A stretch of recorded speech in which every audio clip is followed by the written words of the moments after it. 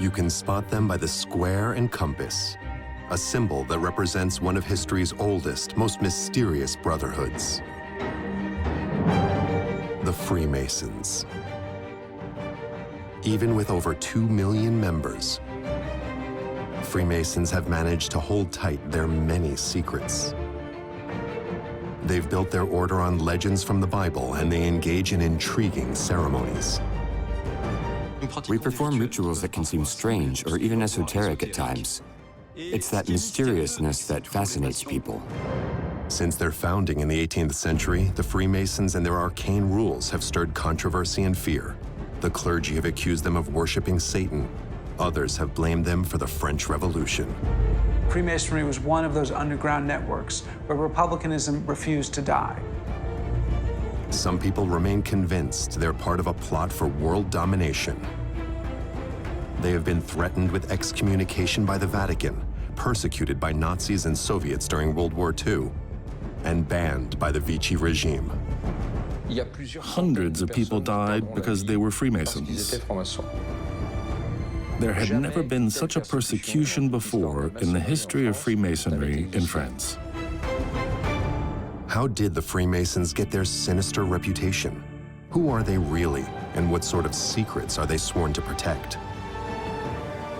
To find out, we spoke to Freemasons from France and England who agreed to give us an insider's view of their lodge operations.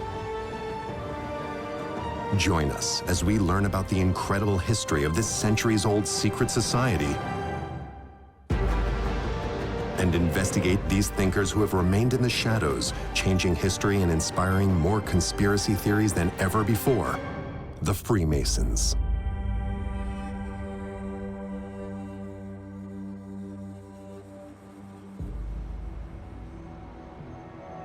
Paris. Just steps away from the opera, in the heart of one of the capital city's liveliest neighborhoods, the 16 Rue Cadet, lies a strange building, a Masonic temple.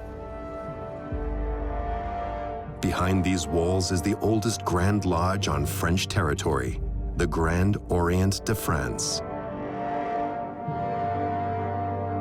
Inside, visitors are plunged into an array of dimly lit reading rooms, libraries, and meeting rooms. The Brothers, as they call themselves, come here to think, study, and talk about the problems of the world and the major issues facing society today. The Grand Orient de France comprises more than 50,000 members from a wide range of backgrounds and professions. They embrace the values of brotherhood, freedom of conscience, and humanism. The idea is that when you walk through the door of the Grand Orient, you leave behind the habits of the secular world, as we call it, and walk into a kind of secret garden, a preserved space. We call it an order. And like any order, it has a traditional structure, a way of doing things, and a certain number of rules.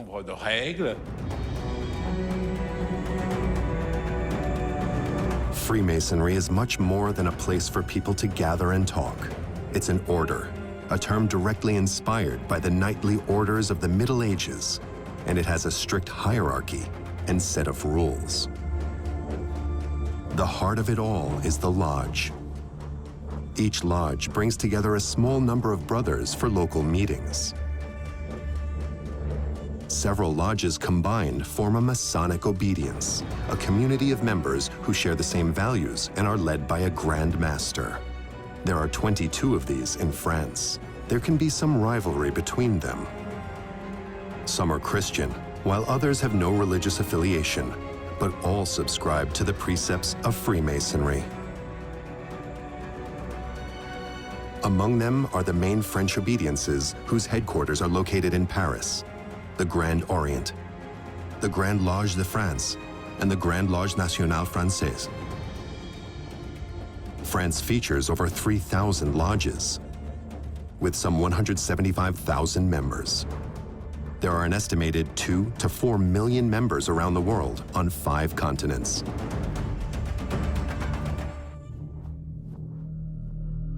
Freemasons have been a source of fascination ever since the creation of the first lodges in the 18th century, thanks to their mysterious symbols, secret rituals, and influential members, some of whom prefer to remain anonymous.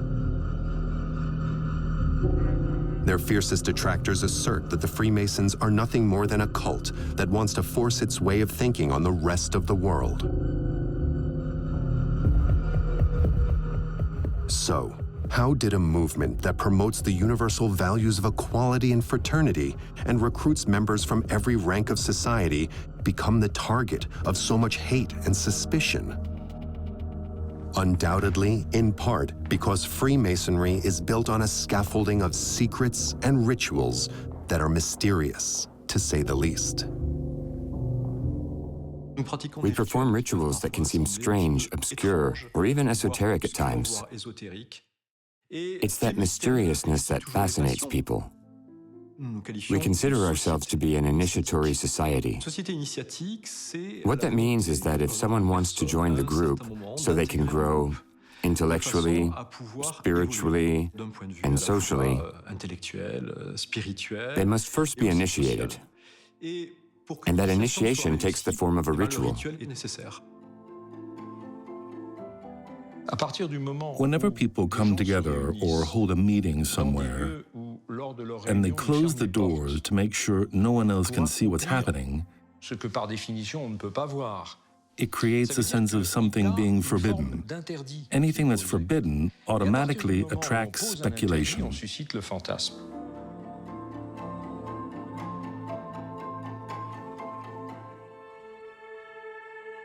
The principle of confidentiality among Freemasons is built on a promise to respect what another says. You cannot repeat anything that was said inside the temple or during a ritual outside that context. And that's for one very simple reason, so we can have complete trust in one another and speak freely. To us, confidentiality is a guarantee of freedom of expression.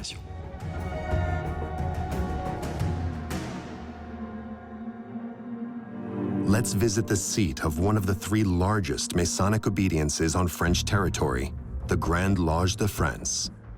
It's located in Paris's 17th arrondissement. We're not allowed to film the facade of the building, nor to reveal the exact address.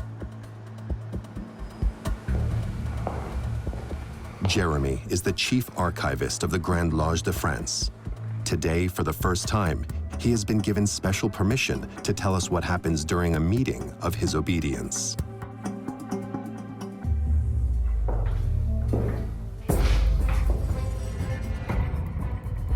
The Freemasons wear white gloves and an apron when they arrive. There are several types of aprons representing different ranks and positions within the temple. Every Masonic temple follows the same basic principles. The layout is a symbolic reference to the Temple of Solomon, which was built in 1000 BC by King Solomon and is mentioned in the Old Testament as the place where the Ark of the Covenant was kept, the wooden chest covered in gold containing the tablets of the law. Inside is a rectangular room with no windows, oriented from west to east. On either side of the entrance are two columns called Jachin and Boaz, named after the bronze columns on either side of the main entrance of the Temple of Solomon. Each side of the temple has a name. The side with the door is the west. At the other end of the temple is the east. To the left is the north, and to the right is the south. The floor is made of a mosaic of black and white tiles symbolizing the duality of good and evil, light and shadow. To the east is an elevated platform with 3 steps. In the middle, facing west, is where sits the worshipful master, the president of the lodge. To the north sits the secretary, and to the south sits the orator. Once the Freemasons have entered the temple, they move into position. There are several positions in the temple, depending on your rank as an apprentice, fellow craft, or master. Then the officers come in. The officers stand on what we call a stage, and they're the leaders of the lodge on a symbolic level, and in terms of overseeing the rituals and managing the lodge in general.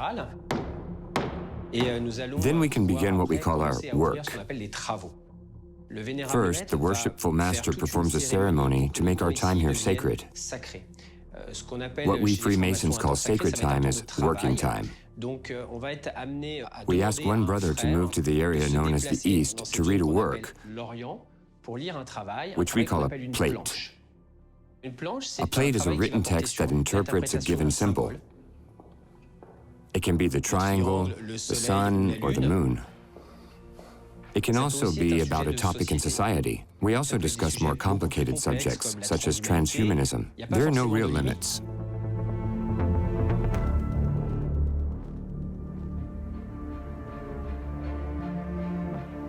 The rituals of Freemasonry are often criticized or even mocked.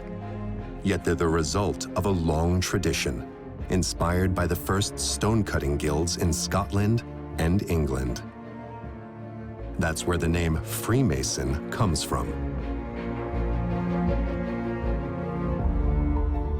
The word Freemason dates back to the Middle Ages.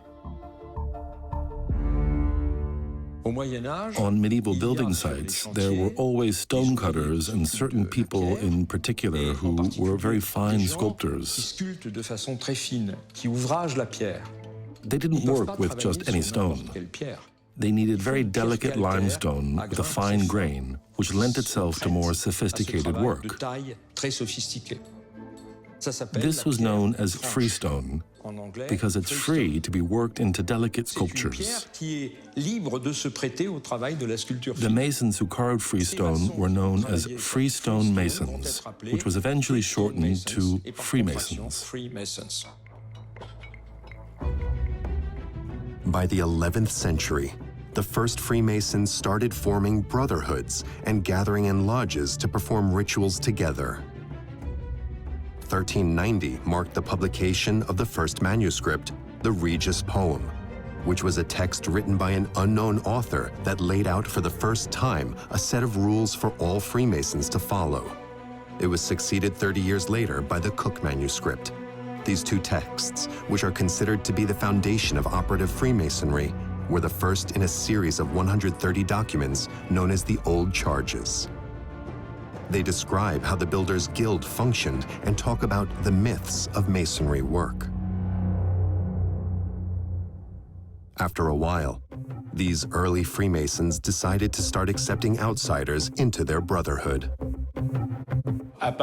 Starting at the very end of the 16th century and throughout the 17th, Masonic lodges decided to embrace an old idea called acceptance.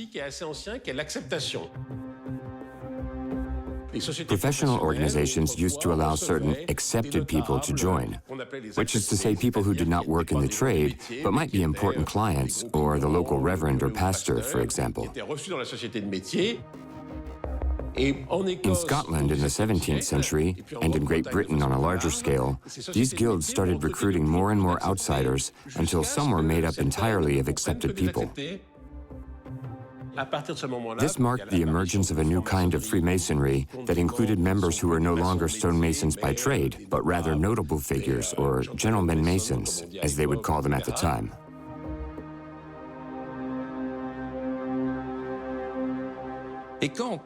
And when operative Freemasonry became what we call speculative Freemasonry, which was no longer focused on creating physical structures, but rather intellectual, moral, and spiritual ones, they referred to the highest-ranking workers on any building site, which were, of course, Freemasons. Today, Elias Ashmole is considered to have been one of the first speculative Freemasons. The antiques dealer and politician was initiated in 1645 in the town of Warrington in northwestern England. It was here, in the small city with a population of 200,000, that one of the oldest Masonic lodges in history was built in the 18th century. Until then, members have been meeting in the local taverns. Tombs have been found with symbols carved into them to show that the person belonged to the group of Freemasons. David Harrison is a historian and archaeologist who specializes in Freemasons and is himself a master of the Grand Lodge of England. This is St Elphin's Church, the oldest church in Warrington, dates back to the early medieval period. The lodge actually met just down the road down there. This is the Masonic monument of William Hunt, who was a local doctor in Warrington, and he was a member of the Lodge of Lights. He died in 1854, and here he is, his mortal remains, with Masonic symbols that all tie in nicely. We have the square and compass over there, the plum, and the six-pointed star, the Star of David, or Solomon's Star. We have the all-seeing eye, which is obviously one of the most prominent symbols that captures the conspiracy theories. So it's a beautiful array of symbols. A mix of religious references and everyday stone-cutting tools, these engravings depict many of the symbols that the new Freemasons appropriated for themselves. This is the gravestone of Charles Wainwright, who died in 1851. He was a Freemason. We've got the square and compass again, the all-seeing eye.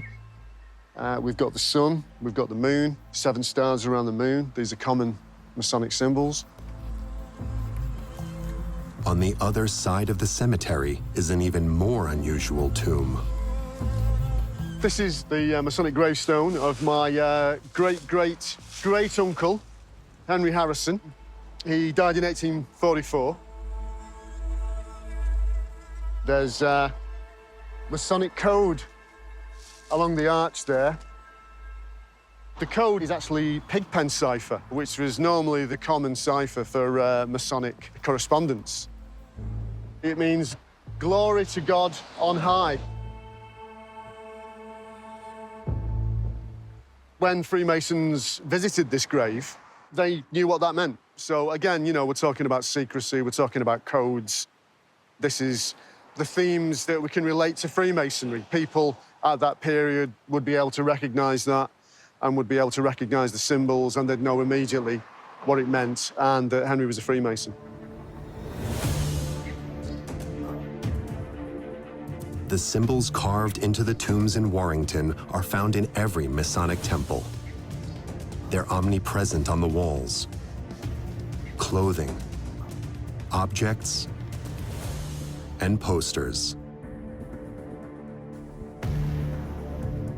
Today, they're recognized around the world as symbols of the Freemasons. But there's no one single meaning for any of them. Each individual member is free to interpret them as they see fit, according to their own philosophy or beliefs.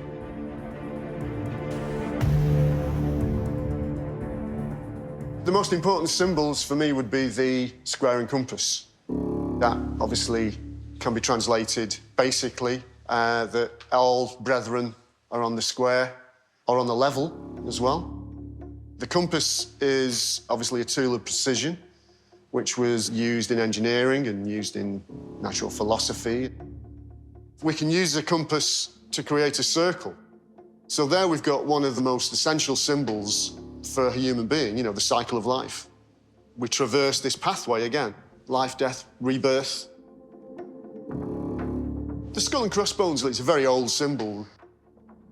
We're talking about morality and mortality. Morality in the way that, you know, you can lead a good life, and when you're dead, you can die a happy man. And mortality, it reminds us that one day we are going to be bare bones, you know. The large triangle with an eye in the middle and rays coming out of it is called the Shining Delta, or the Eye of Providence, and it represents what we call the great architect of the universe. The great architect of the universe can be God for people who believe in God, or something else like some sort of universal consciousness or the laws of physics or even universal laws.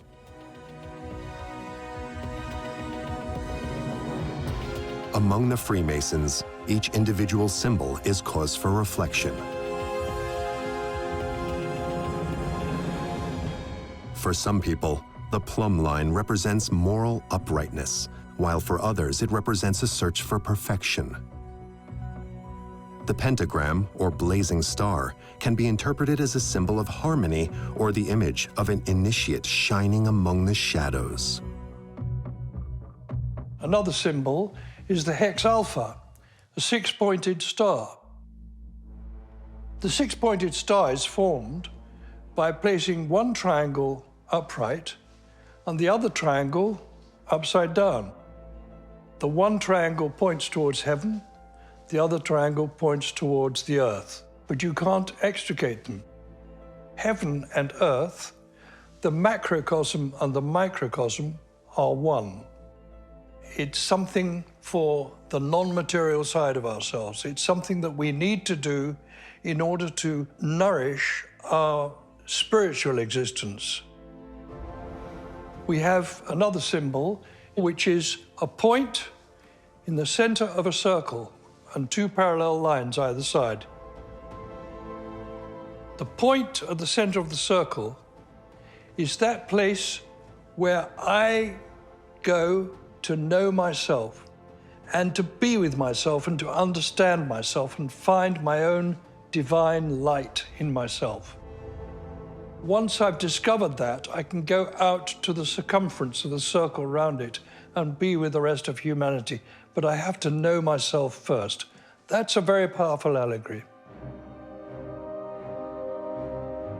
Symbolism is simply another way of saying something. It becomes a language of its own, like a private language that only the Freemasons understand. These symbols, clothing, and rituals have become the trademark of the Freemasons, like the enigmatic handshake used by members to recognize one another. Every trade, stonemasons, bakers, shoemakers, leather workers, hat makers, every one of these trades had their own handshake, but they have disappeared. Freemasonry is the only one that's left. 400 years ago, everyone had a special handshake. That was not unusual. It's only unusual today because we're the last ones using it. So you can't show me your handshake? No, because Why? you're not a member. You kind of use it automatically. When I was first shown it, I was still a bit unsure. That's way back in my late 20s. Obviously, when you settle in and you become a regular Freemason and you see it done many, many times and then you get involved in the ritual in the lodge, you're doing it without even knowing it. You're doing it subconsciously. The Freemasons have inherited age-old practices. The traces of the first lodges with members who were not stonecutters were found in Scotland and in small English towns in the 17th century. But it was London that would be the backdrop for one of the most important moments in the history of modern Freemasonry, the creation of the first Grand Masonic Lodge, an event that remains shrouded in mystery even today. In the first few years of the 18th century, there were several Masonic lodges in London alone. Between 1717 and 1721, 4 lodges came together to form one Grand Lodge, which had never been done before. These lodges, for which one of the main purposes was mutual solidarity, thought they could benefit from coming together. They also hoped to be able to appoint a high-ranking nobleman as their Grand Master. This very modest assembly of working-class people came together in 1721 with a Grand Master who was none other than John Montagu, the second Duke of Montagu, who was very close to the king and also one of the richest men in England at the time. Naturally, he made a massive donation to the Grand Lodge's coffers. John Montagu, the second Duke of Montagu, was also a member of the Royal Society of London, an institution that was established in 1660 to promote science and included some of the most prestigious members of English society at the time. Within a few years, the social structure of London's lodges underwent a dramatic transformation. Aristocrats, military officials, and whole cartloads of Royal Society members started joining the lodges. Then, the new dignitaries of this Grand Lodge came up with the idea of forming a grand organization that would unite, lead, manage, and organize the life of the lodges. To that end, they would need rules. That's why they asked the son of a Scottish Mason who had been living in London for a few years, Reverend James Anderson, first to write a new version of the history of the Mason trade, drawing inspiration from the old charges, and second, to write up a set of rules that will be applied in all lodges moving forward.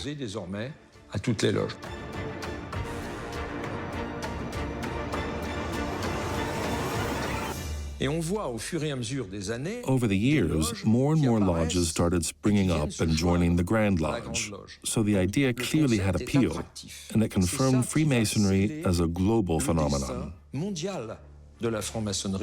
Just 4 years later, Freemasonry was established in Paris. 10 years later, there were lodges all over Europe. The first Freemasons in France were British exiles who opposed the new King of England. Many of them moved to the area around Saint-Germain-en-Laye, a wealthy Parisian suburb. We're talking about some 30 to 50,000 people, most of whom never returned to England. And some of them were Freemasons. Since they were already used to practicing Freemasonry, they continued doing so in Paris. The first Masonic lodge in Paris met in the home of an English caterer in the Saint-Germain area. Their leader was Charles Radcliffe, Earl of Derwentwater, who strongly opposed the King of England and would be decapitated in London in 1746 because of his political activity. At the time, the philosophy of the Enlightenment was spreading across Europe, and the Masonic ideals appealed to many free thinkers. When Freemasonry reached France in 1720, we know it started out in the upper class. But it quickly moved from featuring only high-ranking aristocrats in the first lodges to having a much more diverse population, ranging from tradesmen to public officials to shopkeepers. Freemasonry experienced rapid growth in the 18th century. There was just one lodge in all of France in 1725, in Paris. By 1737, there were 6 in Paris and just as many in other parts of France. Freemasonry was growing quickly, but it was also starting to attract criticism and awake suspicion. One of their detractors was one of the most important figures at the time, Pope Clement XII. Clement XII was the head of the Roman Catholic Church, and he had a very negative view of Freemasonry. Why? Because it was secret and he didn't know what was going on. That's always very dangerous for people in power. It also supported a kind of relativism of religions, which is to say that all religions were equal. That idea went completely against what the Pope was conveying at the time. It's important to know that back then, there were many Freemasons who were Catholic, including priests, vicars, and bishops, because it was a different way of thinking. I think that really resonated with educated people. On April 28, 1738, Clement XII issued a papal bull titled In Eminenti Apostolatis Specula. The text clearly stated that Catholics were forbidden to be part of the Society of Liberi Moratori, which was Latin for Freemasons, and that anyone who broke this rule would be excommunicated. The papal bull of excommunication issued by Clement XII had an effect in Portugal, Spain, and Italy, where the Inquisition was able to put it into action. But it had no effect in France, for one very simple legal reason. In France, no act issued by the Pope could be applied to French Catholics unless it had first been accepted by the Parliament in Paris. But it was such a minor, unimportant issue that the king's government decided it didn't deserve their attention. So Parliament refused to accept the papal bull excommunicating Freemasons. That's why, despite the excommunication of 1738, for legal reasons, Freemasonry was free to continue growing and developing in this Catholic country. In the 18th century, a number of prestigious figures became Freemasons. Montesquieu, Voltaire, and Lalande in France. Mozart and Haydn in Austria. Goethe in Germany. And Benjamin Franklin and George Washington in the United States. The number of lodges was constantly growing as progressive ideas inspired by the Enlightenment philosophy spread around the world. Freemasonry gradually became a vector for the liberal democratic sociability that took root in the 18th century and came into its own during the French Revolution. In 1789, the French Revolution broke out. This event fundamentally changed the country by putting an end to the monarchy and replacing it with the First Republic. The revolution brought its share of terror with it as well. It was also during this time that certain opponents of revolutionary ideas went looking for people to blame for the chaos that reigned in French society at the time. They quickly found a target: the Freemasons. When you look at the lodges that survived into the revolution, most of the time they're reacting to the revolution just like everybody else is. They're very, very surprised. They are shocked in some cases. Most of the time they're very supportive of the king until he flees in 1791. Before, in banquets, the first toast was always to the king, and that goes away completely.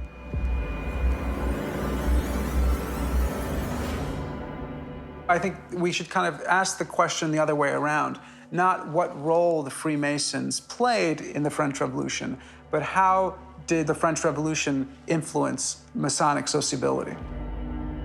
The French Revolution is a watershed moment in the history of Freemasonry in the French context. The French Revolution fundamentally changed the practices of Freemasons in France, and the makeup of the lodges changed as well. First, nearly all the aristocrats disappeared. All that remained was the petite bourgeoisie, which remains dominant in lodges even today. There was also a rise in the members belonging to certain professions that are still overrepresented in Freemasonry nowadays. Doctors, lawyers, professors, and sometimes policemen. In the 19th century, being a lawyer was often synonymous with being a supporter of progressive ideas. And in the 19th century, doctors were often known for being very moderate in terms of religion, if not hostile to it.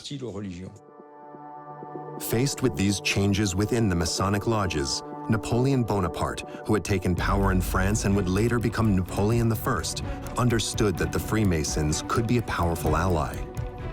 Napoleon did everything he could to support the Freemasons. Nearly every member of his family was initiated into the order. His brother Joseph even became the Grand Master of the Grand Orient of France. Many of his most important ministers, such as the Minister of Foreign Affairs and the Minister of Police, along with the highest-ranking members of his army, were also Freemasons.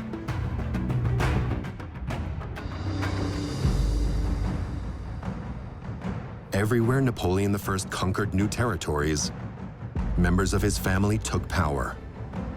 And with them, new Masonic lodges were founded. As the First Empire expanded across Europe under Napoleon, Freemasonry spread at the same time and supported his cause because they believed that he was best positioned to give the Freemasons a positive reputation.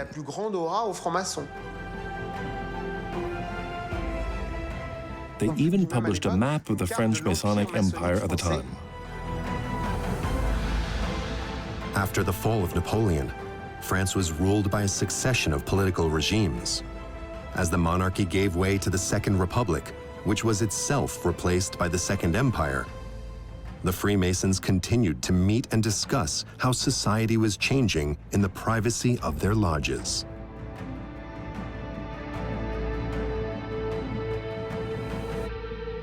Freemasonry became very much associated with what you could call oppositional republicanism, because all of the Republicans who were destroyed by Napoleon III in 1851 had to go underground. And Freemasonry was one of those underground networks where republicanism refused to die. Many Republicans recognized the value of the Masonic network from just a tangible, practical point of view as an organization that they could diffuse their message. The only place where they were safe was at Masonic gatherings. So Freemasonry became a sort of Republican party in everything but name. Lodge meetings started to resemble political meetings more and more. So when the Republic was proclaimed, many leaders of the Republican movement and therefore the new regime were already Freemasons.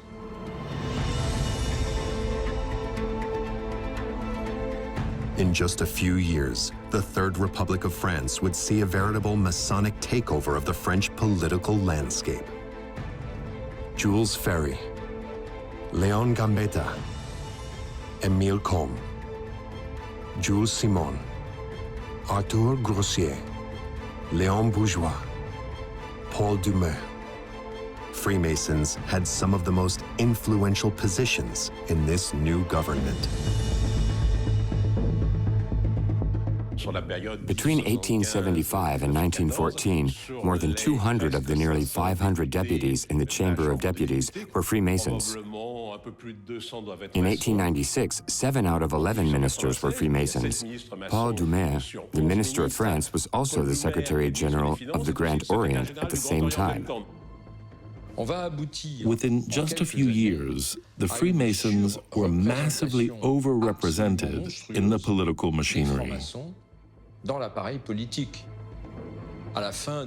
the end of the 19th century, there were tens of thousands of Freemasons in France, and approximately 30% of political officials were Freemasons. So, yes, in a way, Freemasons had taken power. Free, secular, compulsory education, divorce, freedom of the press, freedom of association, the first labor code. Dozens of laws that are still valid today were introduced by politicians who were also Freemasons. This power started to inspire a new, visceral wave of anti-Freemason sentiment in certain political opponents.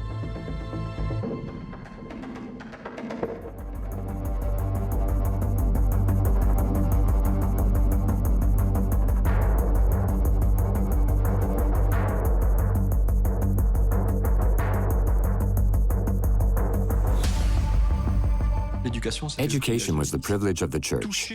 Any attack on the church's education of the masses meant that the churches and Catholic temples would one day be deserted forever. Based on that, the Catholics started to believe that the Freemasons were part of a massive, complex conspiracy to destroy everything. Anti-Masonic sentiment reached a fever pitch at this point. There was a form of war between two Frances. The right-wing, conservative, Catholic France, which considered itself more or less the right hand of the church at the time, and the left-wing, Republican, progressive France, which, it must be said, was also heavily influenced by Freemasonry. This conflict between the two Frances became increasingly tense. One man pushed anti-Masonic sentiment to the extreme. Léo Taxil, a writer who was prepared to do anything to make a name for himself, even make up false evidence to influence public opinion. Leo Taxil was a former Freemason turncoat who became anti-Masonic and published books where he explained or revealed, as he said, what happened in the lodges. The books were full of nonsense. He even went so far as to say that on Fridays, after the Masonic ritual, the devil would appear. But he didn't appear in his usual form. No, he appeared in the form of a crocodile and played the piano. It's completely absurd. Leo Taxil published 14 eloquently titled books in which he attributed all kinds of deviant practices to the Freemasons. His books were translated into English and were a great success all over Europe.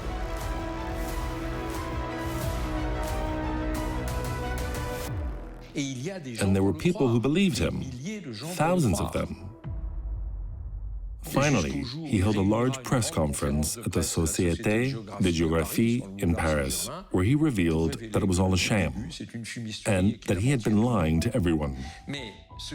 But what's interesting is not just the analysis of Leo Taxil's monstrous lies, which had gone on for more than 10 years, but also the fact that so many people in the general public were prepared to believe such an aberration. That's how bad things had gotten.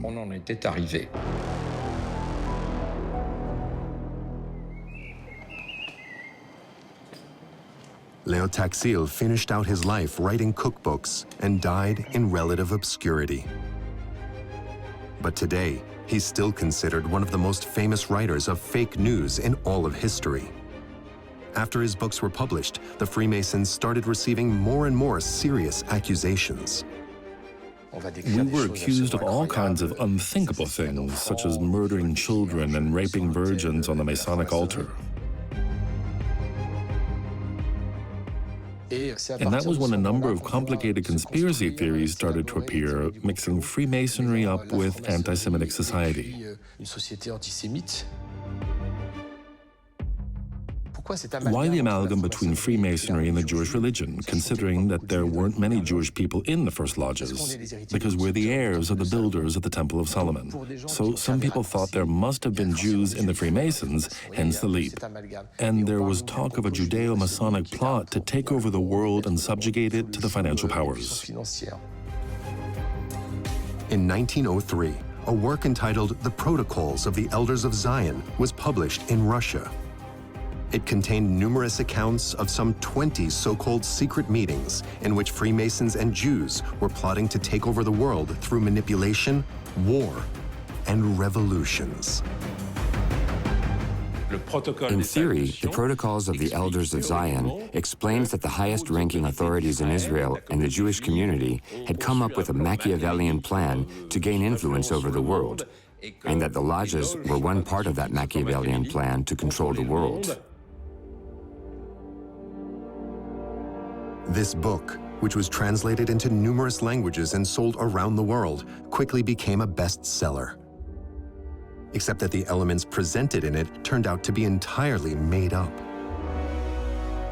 Several historians proved that it was almost entirely plagiarized from an 1864 text written by Maurice Joly entitled Dialogue in Hell between Machiavelli and Montesquieu, a satirical pamphlet intended to denounce a fictional plan of Napoleon III to take over the world. When you compare the text of the Protocols of the Elders of Zion with that of Maurice Joly, which predated the Russian book by nearly 40 years, there are dozens of examples of the same themes, the same wordings, and even, in some places, the same exact sentences. Even though the fraud was quickly revealed in newspapers, the work continued to be used by supporters of the Judeo-Masonic conspiracy, such as Italian and Spanish fascists, and even Hitler himself, who used the theories of the Protocols of the Elders of Zion for his propaganda department in the Third Reich. Today, despite dozens of works dedicated to researching the text, the origins of this book remain a mystery. But its wild claims are still supported by certain conspiracy theorists. The protocols of the Elders of Zion is fake, but it was so successful that it didn't even matter that it was made up. The book was intended to create a link between the Jewish plot to take over the world with that of Freemasons, because, of course, one fantasy naturally feeds another, and the same goes for conspiracies. By finding links between all the different conspiracies, you can create one massive global conspiracy theory. It offers a simple explanation for a complicated world, believing there are people in the background pulling the strings and that they're the true world leaders. These lies have now been published in every language on a massive scale, including online.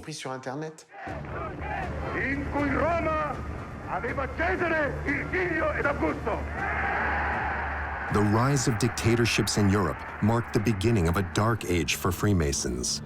All over the continent, lodges were persecuted and even forced to close. The Bolsheviks seized power. The Soviet regime dealt the Freemasons a crushing blow. Trotsky even said Freemasonry is an infected wound on the body of French aristocracy. It must be burned with a red-hot iron. As for the fascist governments in Italy and Germany, they wiped out their country's lodges in a matter of years. In 1940, after France surrendered to Nazi Germany, it was the Vichy regime's turn to take on the Freemasons. The first Vichy law was to forbid secret societies, and when they said secret societies, they meant the Freemasons.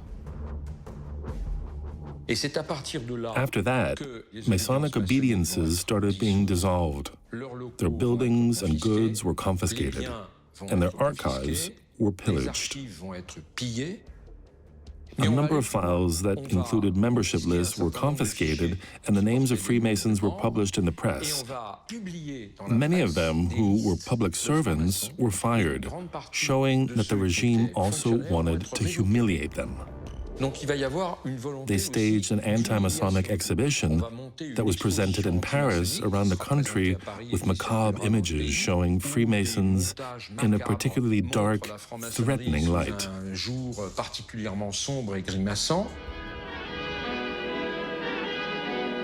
As part of their anti-Masonic propaganda, the Vichy regime even directed a film called Occult Forces. The purpose of it was clear: to depict Freemasonry in the darkest possible light for public viewing. The film was directed, thought up, and staged by people who were former Masons, so it was the first time a Masonic ritual of the time was shown on a movie screen. Our Masonic ceremonies haven't changed since then. The ritual it's shown is completely accurate. It's troubling because it had been kept almost entirely secret until then. But after the release of the film, for the first time, people could see what Freemasons did in their lodges. More than 50 minutes long, the film included all kinds of stereotypes about Freemasons scattered throughout, along with extreme caricatures.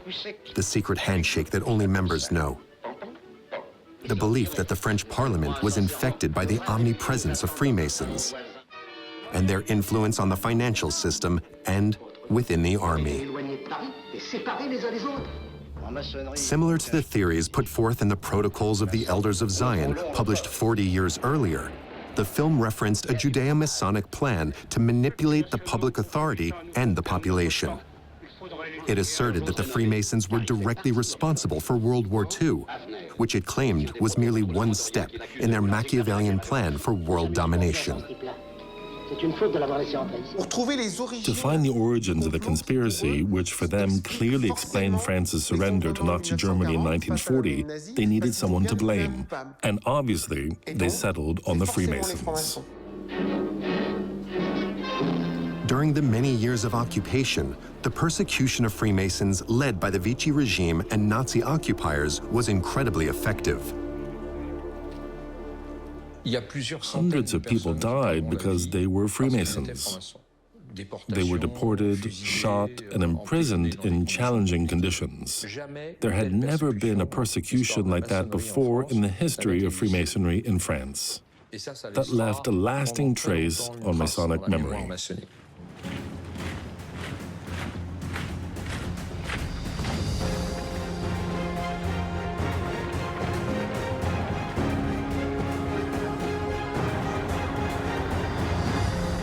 After the war, General de Gaulle gave the Masonic lodges back their rights. But there was lasting trauma. There were 30,000 Freemasons before the war, and only 5,000 remained in 1945.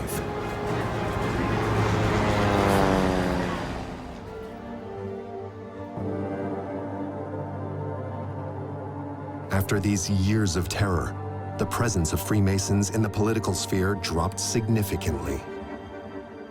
Today, more than 75 years after the end of World War II, Freemasonry has been transformed. It's more transparent and open to the public in an effort to counter the image of a mysterious cult, which some people still believe it to be.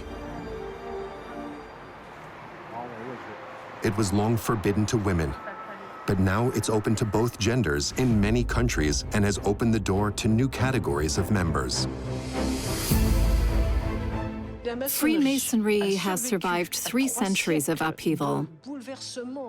The French Revolution, the empires, industrialization, and great dogmas such as communism, fascism, neoliberalism, and postmodernity.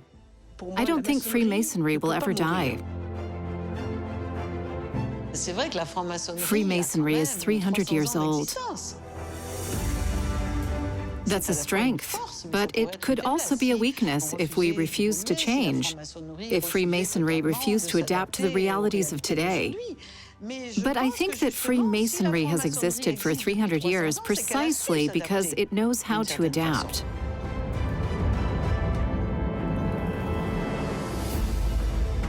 What will Masonic lodges look like in the future? What will be their spheres of influence and their power over society, politics, and the evolution of the world in the decades to come? It's impossible to answer these questions with any certainty. But one thing's for sure. The symbol of the square and compass will remain ever present in the temples of this secret society that has survived throughout the centuries.